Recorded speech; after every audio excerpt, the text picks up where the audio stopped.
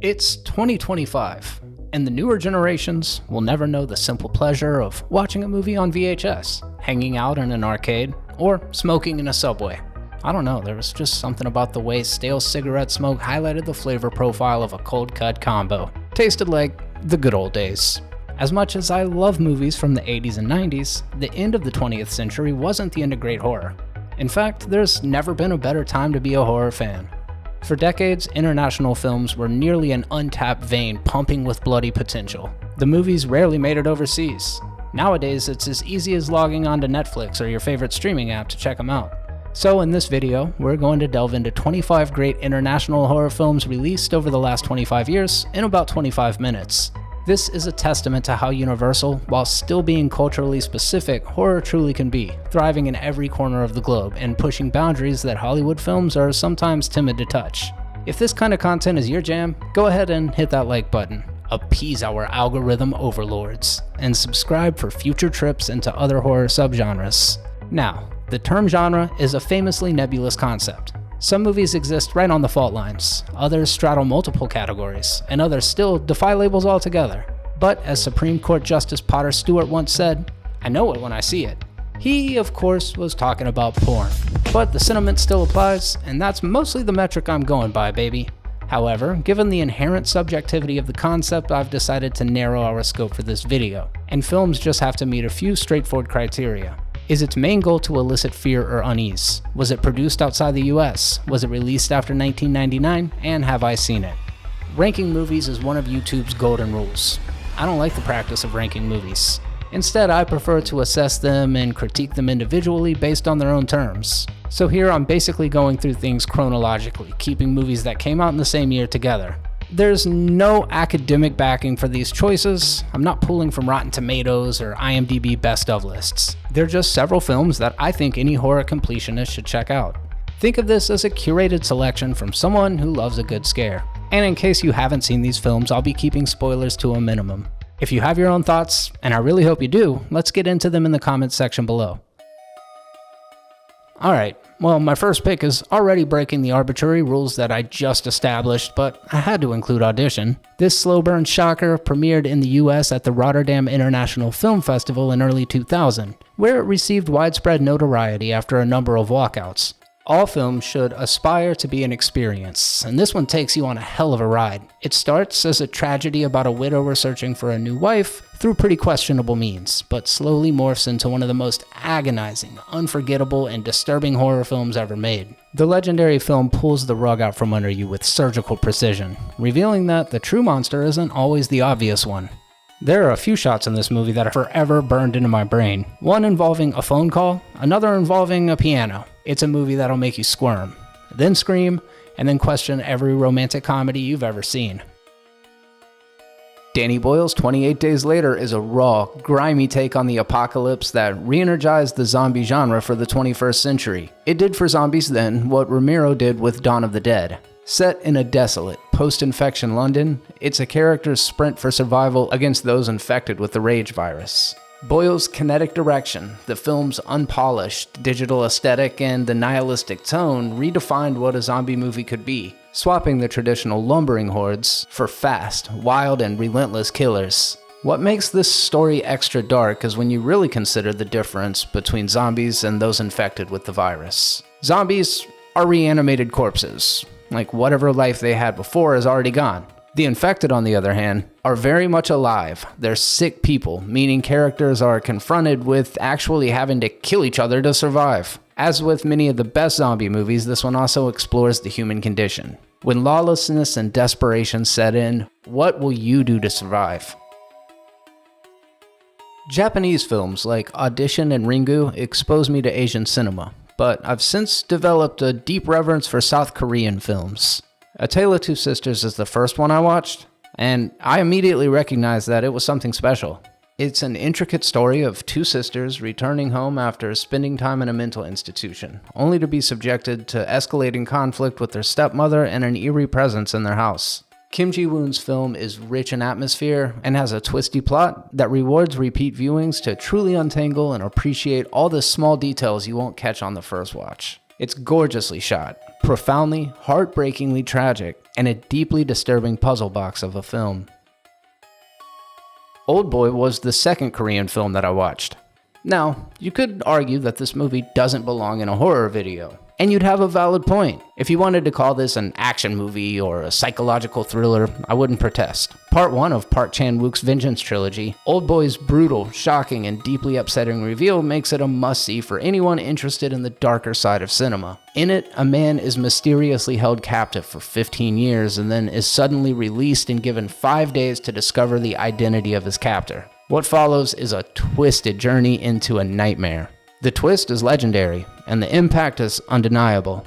One of my qualifiers for the series is its primary goal to elicit fear or unease? And in Oldboy, when it comes to unease, the answer is a resounding and unequivocal yeah. Alright, and that brings us to The Descent. After a recent tragedy, 6 friends go on a caving expedition in the Appalachian Mountains. They squeeze themselves into treacherous territory before ultimately and inevitably getting trapped underground. While attempting to find a way out, they discover they're not alone down there. The Descent is a hell of a movie. Early scenes leave viewers feeling claustrophobic to the point you're frazzled before the creature feature even begins. Add to that, the breakdown of the human relationships under extreme distress lead to even more unexpected horror. Marshall throws you into the darkness with these characters, and the sense of impending doom is suffocating. It's brutal, relentless, and arguably one of the most effective monster movies of the era. Its ambiguous ending leaves you questioning everything leading up to it, which really only enhances its disorienting impact. Now let's talk about The Host. This is the first South Korean film I saw in a local cinema back in 2007. Before he made Parasite, Bong Joon-ho delivered this, sometimes hilarious, genre-bending monster movie. In it, a gigantic, mutated frog creature emerges from Seoul's Han River and abducts a man's daughter, sending his dysfunctional family on a desperate mission to rescue her. The Host is a shining example of successfully weaving together several tones, which can be tough. It seamlessly blends together creature feature action, family drama, dark comedy, and pointed social commentary about our impact on nature. It's thrilling, funny, heartfelt, and a unique take on the kaiju genre. I'll never forget how much my wife and I laughed during a funeral scene, which might sound psychotic, but if you've seen the movie, you'll get it. If you haven't, there's no better time than right now, after this video. Pan's Labyrinth refuses categorization. But I don't know of a better place to put it, and I have to talk about it. More dark fantasy than pure horror, Guillermo del Toro's undisputed masterpiece is a dreamy, gothic fairy tale set against the brutal, mud and blood-soaked backdrop of post-Civil War Spain. In it, a young girl escapes the dire realities of life under the fascist thumb of her stepfather by retreating into a fantastical world of mythical creatures. And this is where del Toro shines. Each monster, from the fawn to the pale man, is a marvel of practical effects, intricate creature makeup, and subtle visual effects, brought to life with an authenticity that few filmmakers can match. This isn't just standard world building. It's like a window directly into del Toro's mind and soul. Similar to Tim Burton, his inner world is as distinct and as instantly recognizable as a fingerprint. Lush, elaborate, and singular. This film is visually stunning and profoundly sad. It doesn't just top my list of greatest international horror films. This is, without hyperbole, one of the greatest films ever made. While we're on the subject of del Toro, let's talk about The Orphanage, which he served as a producer on. J.A. Bayona's The Orphanage is an atmospheric and melancholic ghost story, akin to films like the others and the previously mentioned A Tale of Two Sisters. In it, a woman returns with her husband and adopted son to the abandoned orphanage where she grew up, hoping to convert it into a home for disabled children. After a fight, the boy goes missing, and what follows is a series of unexplainable events that lead her down the path of uncovering the reason for his disappearance and the orphanage's dark past. This is an elegant and moody mystery with a dense narrative. It's genuinely scary and heartbreakingly sad in equal measure, and these are key elements to creating a ghost story that lingers like a specter long after the credits roll. The Cannes Film Festival audience supposedly gave it a 10-minute ovation after the screening. The Cannes audience is so extra. The Spanish found footage film Record is a white-knuckle ride into the abyss, a shining example of the power of the subgenre when handled well. In it, a TV reporter and her cameraman are documenting a night shift at a fire station when they respond to a call from an apartment building. The conceit that they're journalists helps to justify the why are they still filming dilemma. As for the why don't they get the hell out of the apartment dilemma, let's just say they found themselves on the wrong side of a shitty situation and things are about to get a whole lot worse. What unfolds is a terrifying descent into madness as a mysterious, rapidly spreading infection turns the residents into, well, pretty much zombies. Record uses its first-person perspective to trap you right in the middle of the horror. It's fast, brutal, and incredibly effective, with an ending that veers into some unexpected territory. As with several of the films featured here, there's a US remake called Quarantine. As is less often the case, the remake is actually pretty damn good. Lake Mungo is a tough one to talk about. I want to keep it as vague as possible as to not ruin what makes it so special, but I also want everyone to sit down and watch it. This Australian gem is framed like a true crime documentary, and it's a well thought out gimmick that lends the film a level of realism. When a teenage girl drowns, her family begins experiencing unexplainable events, prompting them to investigate her life. What they discover are secrets within secrets. Lake Mungo is subtle, creeping horror, relying on ambiguity. Is it scary? I think so. But maybe not in the conventional way. That said, there's one shot that ranks among the most impactful scares I've ever seen. The film is carried by a sadness and exposes profound things about the human experience and reconciling the version of a person we know with the version we don't. It's a film that I think will stick with you long after the credits roll. Oscar, a lonely and bullied 12-year-old boy, finds an unlikely friend in Ellie, an enigmatic child that he meets. Ellie encourages Oscar to stick up for himself against the boys bullying him, and he takes the advice to heart. As the two become closer, he learns that Ellie is very much not what she appears. Let the Right One In is at times romantic, heartfelt, and endearing, and at times shocking and deeply disturbing. It's also unlike anything I've ever seen. If you want to see a unique take on vampire fiction, let this one in. I love a tight screenplay, and Triangle is the epitome. In it, a group of friends on a yacht trip encounter a powerful storm that capsizes their boat, forcing them to board a deserted ocean liner. As strange occurrences start to pile up, they soon find themselves trapped in an inescapable time loop. Triangle is a mind-bending, structurally brilliant horror film that constantly plays with your perception of reality. It's a puzzle box of a movie that keeps you guessing and unraveling its temporal paradoxes until its bleak, devastating ending. Don't spoil this one for yourself. Go in blind. This is a twisty horror sci-fi with a fresh angle that I highly recommend. Next up, from the director of Oldboy comes Thirst, a vampire movie that's as stylish as it is fucked up.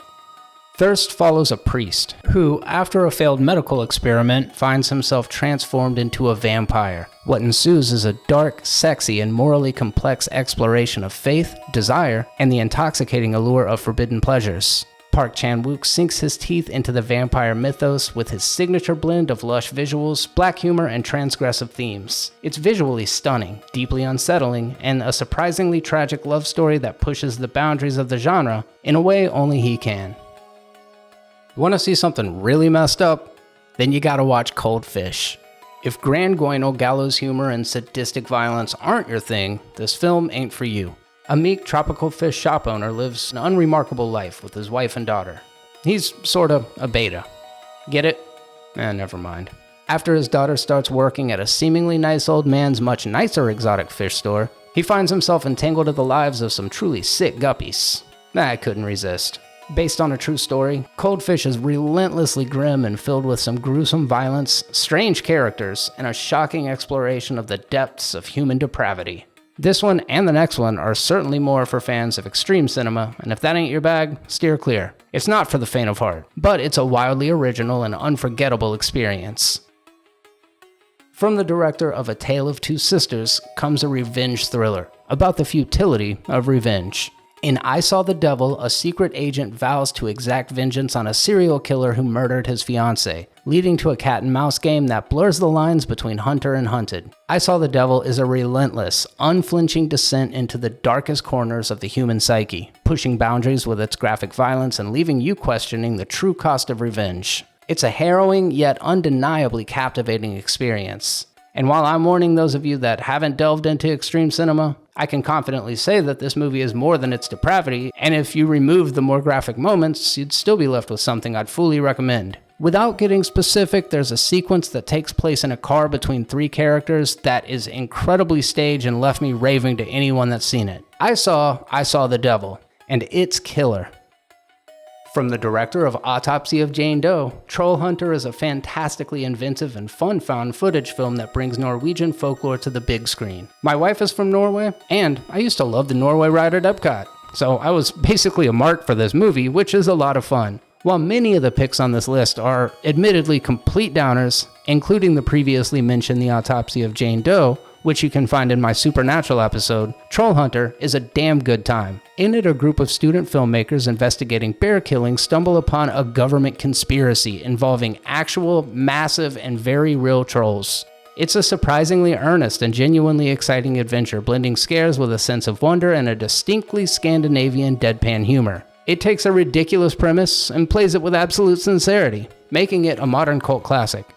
And now back to the bleak with Kill List. This is a terrifying genre bender from acclaimed and yet underrated filmmaker Ben Wheatley. Two ex-soldiers, now hitmen, take on a new lucrative contract that quickly spirals into a nightmarish journey into the British underworld, culminating in something far more sinister.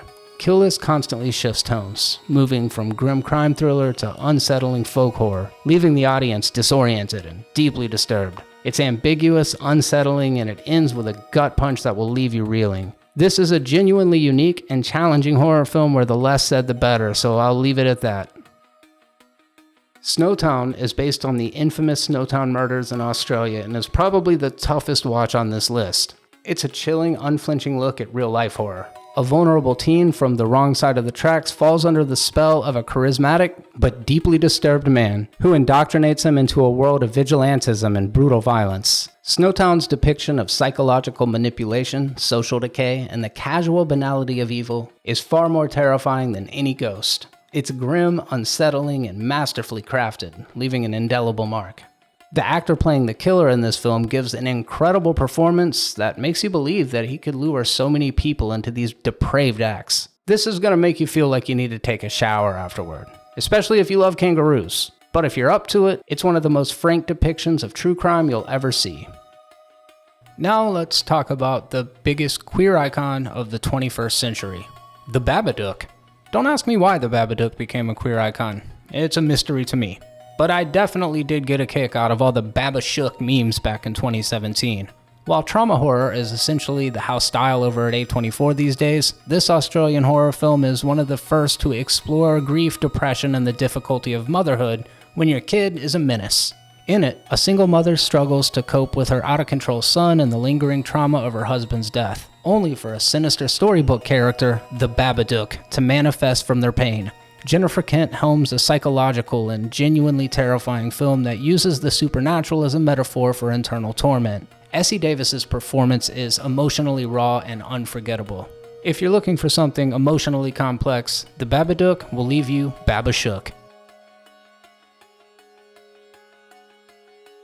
The Wailing is a sprawling, chaotic, and utterly captivating experience. Think of it as a horror epic. In it, a small rural village is plunged into chaos and death after a mysterious Japanese stranger arrives, leading a bumbling police officer into a nightmarish investigation involving demonic possession, shamanism, and paranoia. It's a dense, challenging blend of folk horror, detective procedural, and black comedy that culminates in a truly unique experience. There's a lot going on here, so prepare to be confused, terrified, and utterly gripped. A lot of the themes and subtext breezed right by me on my first watch, but after not being able to shake it, I started reading up on the film, and that's when I realized what a personal and culturally specific story this is. My second watch solidified that this is an awesome movie. It's bleak while still being funny, weird while still being accessible, and offers insights into a cultural conflict that's gone on for generations. Check it out. You've seen snakes on a plane, but have you seen zombies on a train? My wife, Victoria, lived in Busan when she was young, and both of us thought the trailers were super cool, so we were eager to check this one out. In it, a workaholic dad and his estranged daughter find themselves trapped aboard a high-speed train with a horde of zombies. These zombies move like a tidal wave, similar to their depiction in World War Z. It's 28 Days Later zombies, dialed up to 11. Train to Busan isn't just about the incredible zombie action, which it delivers in spades, but it has a beating heart and characters you'll root for. It's a thrilling, heartbreaking, and exhilarating ride that packs an emotional punch. All aboard the train to Busan. Next up, The Ritual.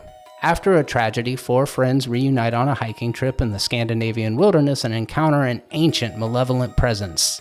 The Ritual is a chilling folk horror turned monster movie that blends psychological terror with creature feature elements. It's steeped in unsettling atmosphere, claustrophobic woods, and the lingering guilt of its protagonists. The dread builds slowly, leading to a truly terrifying reveal and a sense of cosmic horror that resonates long after the credits. It also features one of the best monster designs I've seen in quite some time. Talk to Me. The A24 breakout hit injects fresh blood and a modern spin into the possession subgenre. And not like in an annoying way, but in a way that feels authentic. In it, a group of bored teenagers figure out how to conjure up spirits using a ceramic or maybe embalmed hand, turning supernatural possession into a high-stakes party game. But as always, someone has to go and take things too far, unleashing dark forces onto the characters. Talk to Me is sharp, current, and unnerving, leveraging social media culture to amplify the horror. This film is less about the lore and more about the raw, visceral experience of losing control. It's also sorta about doing drugs. It's a fantastic and bleak ride from beginning to end. Shout out to Danny and Michael Filippo for transitioning from fan filmmaking content creators to bona fide auteurs on the back of this and the recent Bring Her Back. Argentinian film, When Evil Lurks, plunges 2 brothers into a battle against a demonic entity whose presence causes widespread corruption, madness, and unspeakable violence. In this world, there are unborn demons that possess bodies while awaiting physical birth. While gestating, their human hosts are referred to as the Rotten. They're basically zombies. The government knows about them, but says it's not our problem. Look, When Evil Lurks is relentlessly grim, pushing boundaries with its disturbing imagery and bleak tone, but it's also kind of funny. I viewed it as a cautionary tale / comedy of errors akin to a Coen Brothers movie. If you think there's no satire and that it's playing it completely straight, that's probably a valid read, but I suspect that the joke is lost on a lot of Americans due to the language barriers. Many saw it as a pandemic parable, but the filmmaker later revealed that it's about agriculture, so who knows? I'm kind of self-conscious about this pick because it's hard to describe this as horror. It's known that the 1954 film is a horror movie, and this one harkens to that. Plus, World War II is easily one of the most horrific moments in history, so I guess that's good enough for me. Set in a post-World War II Japan, war-weary citizens reeling from the aftermath of a direct hit with not 1, but 2 nuclear bombs face a new and potentially equally devastating threat in the form of Godzilla. This one does away with the heroic monster shit, presenting Godzilla as an unstoppable force of nature, a terrifying embodiment of trauma and nuclear annihilation. Godzilla is pissed and seemingly relishes in the destruction. He swings that tail with spite. While seeing depictions of the impact of the war on the big screen is heartbreaking stuff, this film ends on a hopeful note as we see the Japanese people band together and ultimately overcome this vengeful beast born in atomic ash. Did you know that -1 won the Academy Award for Best Special Effects on a budget of $15 million? Yeah, let that sink in next time you watch a $250 million Hollywood movie.